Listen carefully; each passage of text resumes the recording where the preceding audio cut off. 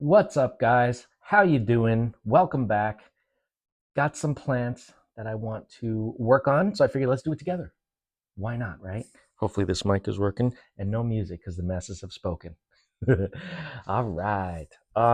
This is a Phalaenopsis that I got off of a clearance rack in one of the local big box stores. One of my favorite places to visit. Obviously, you know why. And it's interesting because this is the only one that was there, and it looks like the rest of the potting mix is in here with a lot of water. These were outside. I don't know why they do that. But if you look closely, you can see the secret that a lot of these orchid growers use. In the middle is a plug. See that? There's a net pot and a plug, which I'm going to remove because all the roots are around it. There aren't really many of them in it or on it. So I'm gonna do that. Luckily, I don't have to take all the medium off because it was um, already removed. I guess it was like pulled out.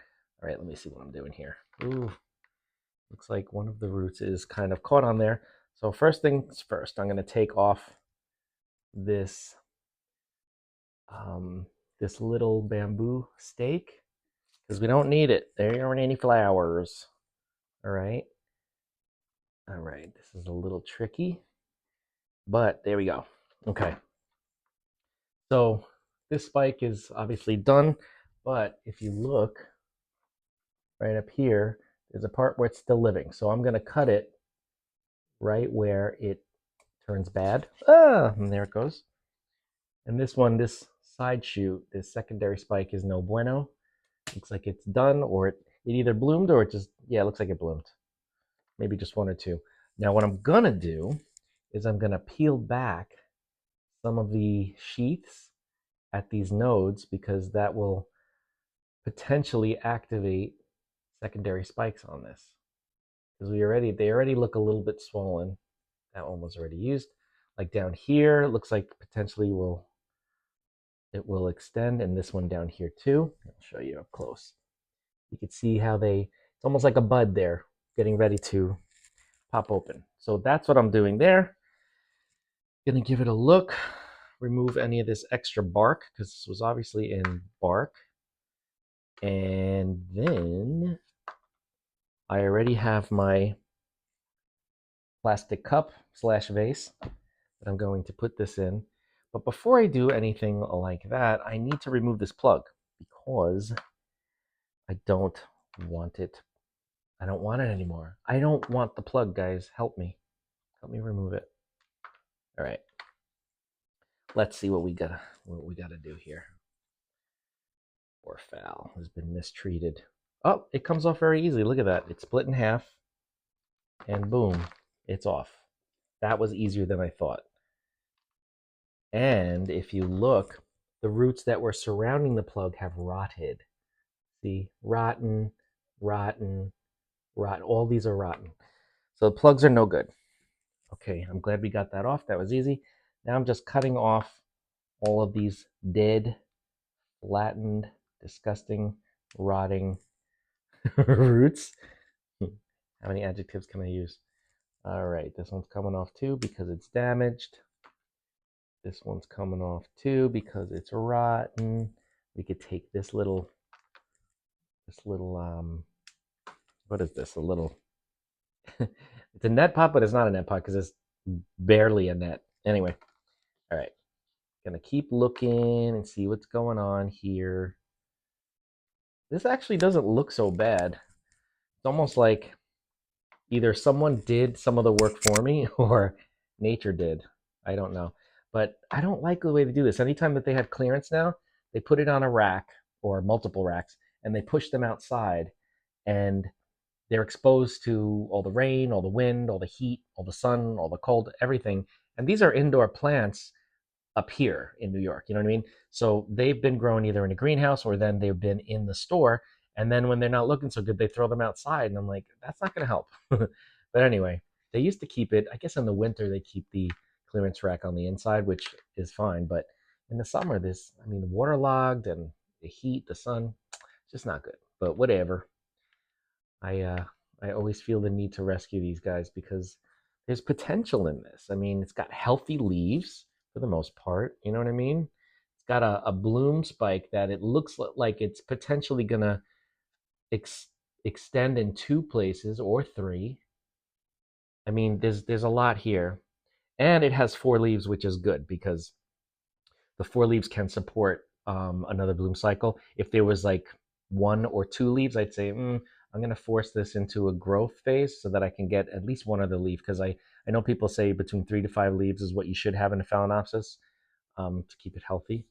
But luckily, I don't see any pests, which is kind of surprising because this was outside. So I would have expected a whole lot, a whole army of pests. But it's looking good. I think I got all of the bark off. And these roots actually look very healthy too. I mean, now that I've cleaned them up, but look at how healthy these roots are. Surprisingly, right? They're green, they're firm, they have, you know, they branched out in a lot of places. So I don't know if you guys can hear me. I keep talking this way, but this is where the microphone is.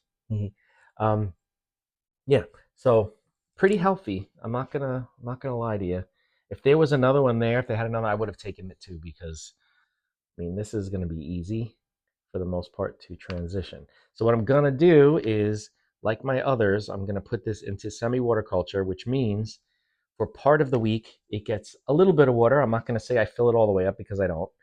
And then for the rest of the week, I just let the water dry up and I don't fill it again until it's been completely dry and the roots have the silver coloring to them on the on the uh, on the sheath, the outer sheath of the velamen of these roots. So when that turns silver, then I know, okay, I can give it a little drinky poo.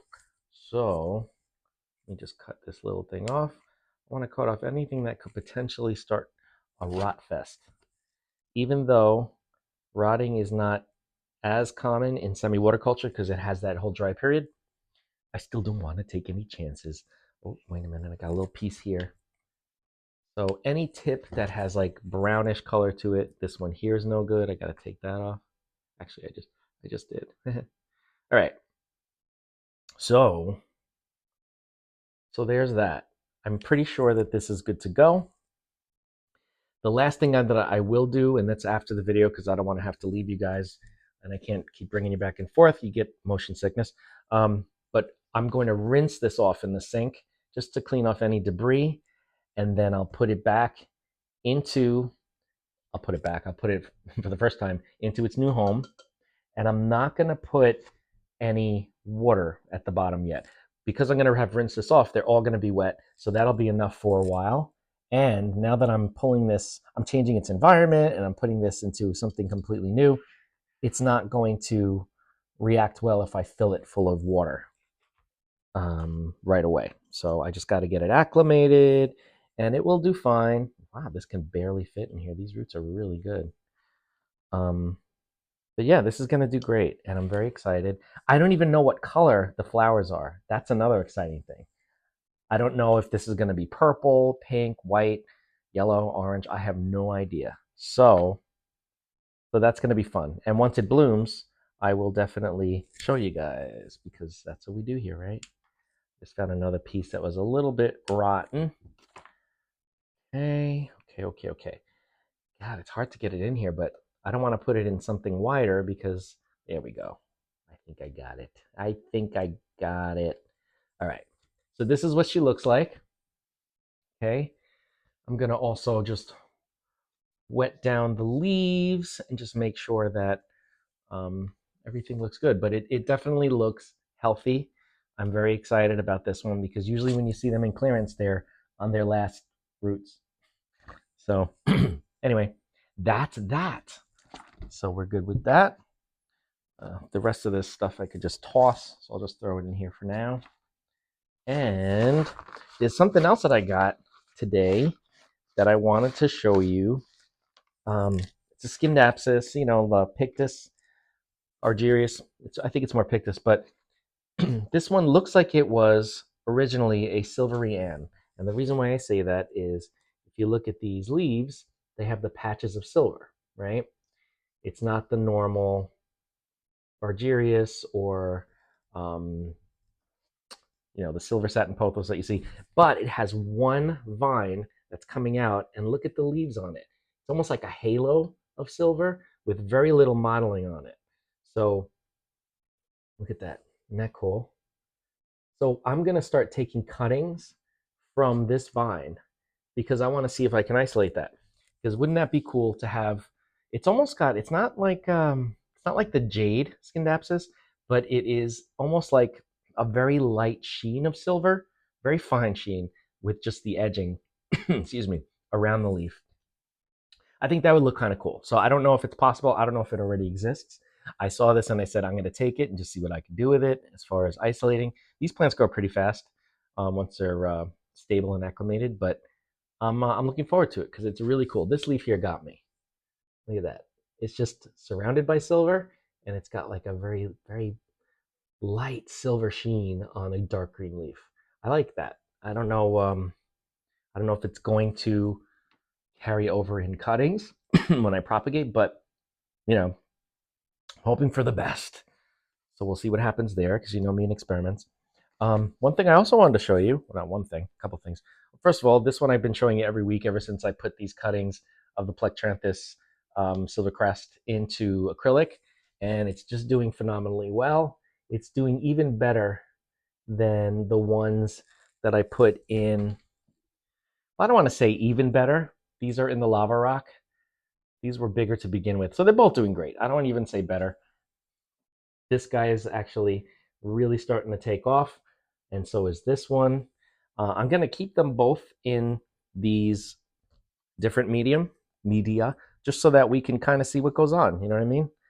See long term how they do. Even though I show you a lot of things long term, I haven't shown you with this plant.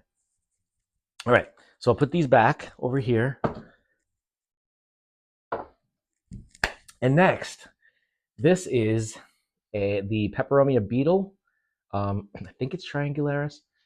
This I put in acrylic yarn a while ago, and I just want to show you how really nicely this plant has been leafing out. It really loves being in this medium.